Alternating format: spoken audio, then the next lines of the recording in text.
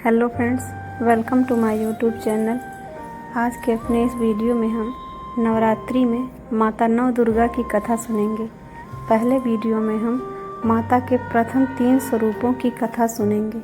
तो आइए जानते हैं माता के प्रथम स्वरूप माता शैलपुत्री की कथा।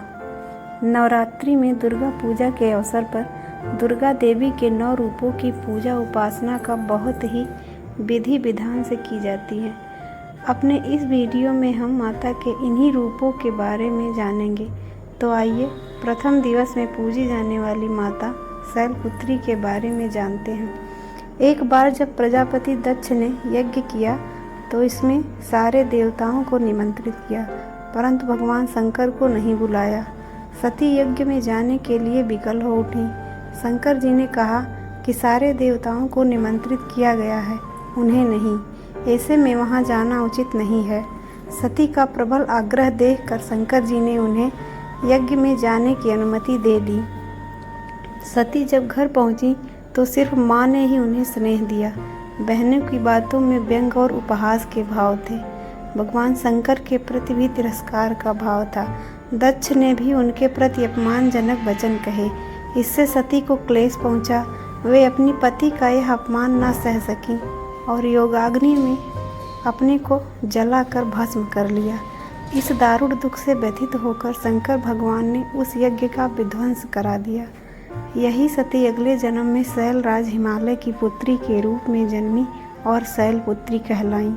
पार्वती और हेमवती भी इसी देवी के अन्य नाम हैं। शैलपुत्री का विवाह भी भगवान शंकर से हुआ। शैलपुत्री शिव जी की अर्धांगिनी बनी। इनका महत्व और शक्ति अनंत है। नवरात्रि के पहले दिन माँ के इस रूप की पूजा अर्चना होती है। गाय पर सवार माँ शैलपुत्री चंद्रमा को धारण करती हैं। धार्मिक मान्यता के अनुसार माँ शैलपुत्री की आराधना करने से जातक की कुंडली में चंद्र दोष ठीक होता है। माँ दुर्गा को सर्वप्रथम शैलपुत्री के रूप में पूजा जाता है। हिमालय के महापुत्री के रूप में जन्म लेने के कारण इनका नामकरण हुआ शैलपुत्री। इनका वाहन वृषभ है, इसलिए यह देवी वृषारूढ़ के नाम से भी जानी जाती है। इस देवी ने दाएं हाथ में त्रिशूल धारण कर रखा है और बाएं हाथ में कमल सुशोभित है। यही देवी प्रथम दुर्गा है। यही सती के नाम से भी जानी जाती हैं। फ्रेंड्स, अब हम माता के द्वितीय स्वरूप माँ ब्रह्मचारिणी की कथा सुनेंगे।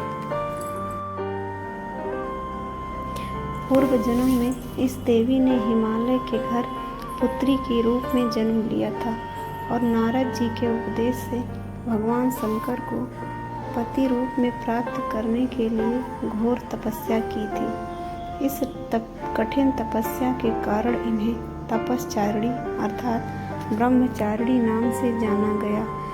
1000 वर्ष तक इन्होंने केवल फल फूल खाकर बिताए और 100 वर्षों तक केवल जमीन पर रहकर साग पर निर्वाह किया। कुछ दिनों तक कठिन उपवास रखे और खुले आकाश के नीचे वर्षा और धूप के घोर कष्ट सहे। 3000 वर्षों तक टूटे हुए बिल्व पत्र खाए और भगवान शंकर की आराधना करती रहीं। इसके बाद तो इन्होंने सूखे बिल्व पत्र खाना भी छोड़ दिया। कई हजार वर्षों तक निर्जल और निराहार रहकर तपस्या करती रहीं। पत्तों को खाना छोड़ देने के कारण ही इनका नाम अपर्णा पड़ गया। कठिन तपस्या के कारण देवी का शरीर एकदम क्षीण हो गया। देवता, ऋषि, सिद्धगण, मुनि सभी ने ब्रह्मचारिणी की तपस्या को अभूतपूर्व पुण्य कृत्य बताया, सराहना की और कहा, हे देवी, आज तक किसी ने इस तरह की कठोर तपस्या नहीं की। यह आपसे ही संभव थी। आपकी मनोकामना परिपूर्ण होगी और भगवान चंद्रमौली शिव तुम्हें पति के रूप में प्राप्त होंगे। अब तपस्या छोड़कर घर लौट आओ। जल्द ही आपके पिता आपको लेने आ रहे हैं। लेकिन माँ ने तब तक तपस्या समाप्त नहीं की जब तक स्वयं शिव जी ने उन्हें साक्षात दर्शन ना दिए।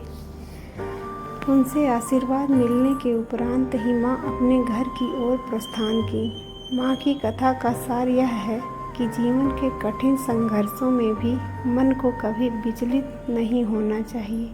माँ ब्रह्मचारिणी देवी की कृपा से सर्वसिद्धि प्राप्त होती है। नवरात्रि के दूसरे दिन माँ ब्रह्मचारिणी की पूजा अर्चना होती है। माँ का यह स्वरूप मंगल ग्रह का स्वामी है। ब्रह्मचारिणी माँ की पूजा करने से लोगों की कुंडली में मंगली दोष का प्रभाव कम होता है। फ्रेंड्स, वीडियो में आगे हम माता के तृतीय स्वरूप माँ चंद्रघंटा की कथा सुनेंगे। एक बार देवताओं और असुरों के बीच लंबे समय तक युद्ध चला। असुरों का स्वामी महिषासुर था और देवताओं के इंद्र। महिषासुर ने देवताओं पर विजय प्राप्त कर इंद्र का सिंहासन हासिल कर लिया और स्वर्गलोक पर राज करने लगा।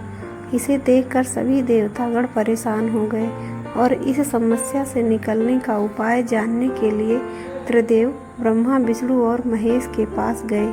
उन्होंने देवताओं को बताया कि महिषासुर ने इंद्र, चंद्र, सूर्य, वायु और अन्य देवताओं के सभी अधिकार छीन लिए हैं और उन्हें बंधक बनाकर स्वयं स्वर्गलोक का राजा बन गया है। देवताओं ने बताया कि महिषासुर के अत्याचार के कारण अब देवता पृथ्वी पर विचरण कर रहे हैं और स्वर्ग में उनके लिए स्थान नहीं है। यह सुनकर ब्रह्मा, विष्णु और भगवान शंकर को अत्यधिक क्रोध आया। क्रोध के कारण तीनों के मुख से ऊर्जा उत्पन्न हुई। देवगणों के शरीर से निकली ऊर्जा भी इस ऊर्जा से जाकर मिल गई। यह 10 दिशाओं में व्याप्त होने लगी। तभी वहां एक देवी का अवतरण हुआ। भगवान शंकर ने देवी को त्रिशूल और भगवान विष्णु ने चक्र प्रदान किया। इसी प्रकार अन्य देवी देवताओं ने भी माता के हाथों में अस्त्र शस्त्र सजा दिए। इंद्र ने भी अपना वज्र और ऐरावत हाथी से उतार कर एक घंटा दिया। सूर्य ने अपना तेज और तलवार दिया और सवारी के लिए शेर दिया। देवी अब महिषासुर से युद्ध के लिए पूरी तरह से तैयार थी। उनका विशाल काय स्वरूप देखकर महिषासुर यह समझ गया कि अब उसका काल आ गया है। महिषासुर ने अपनी सेना को देवी पर हमला करने को कहा। अन्य दैत्य और दानवों के दल भी युद्ध में कूद पड़े। देवी ने एक ही झटके में दानवों का संहार कर दिया। इस युद्ध में महिषासुर तो मारा ही गया, साथ में अन्य बड़े दानव और राक्षसों का संहार माँ ने कर दिया। इस तरह माँ ने सभी देवताओं को असुरों से अभयदान दिलाया। नवरात्रि के तीसरे दिन माँ चंद्रघंटा स्वरूप की पूजा होती है। चंद्रघंटा देवी का स्वरूप तपे हुए स्वर्ण के समान कांतिमय है। चेहरा शांत और सौम्य है और मुख पर सूर्य मंडल की आभा छिटक रही होती है। माता के सिर पर अर्ध चंद्रमा मंदिर के घंटे के आकार में सुशोभित हो रहा है, जिसके कारण देवी का नाम चंद्रघंटा हो गया। अपने इस रूप से माता देवगणों, संतों एवं भक्तजन के मन में संतोष एवं प्रसन्नता प्रदान करती हैं।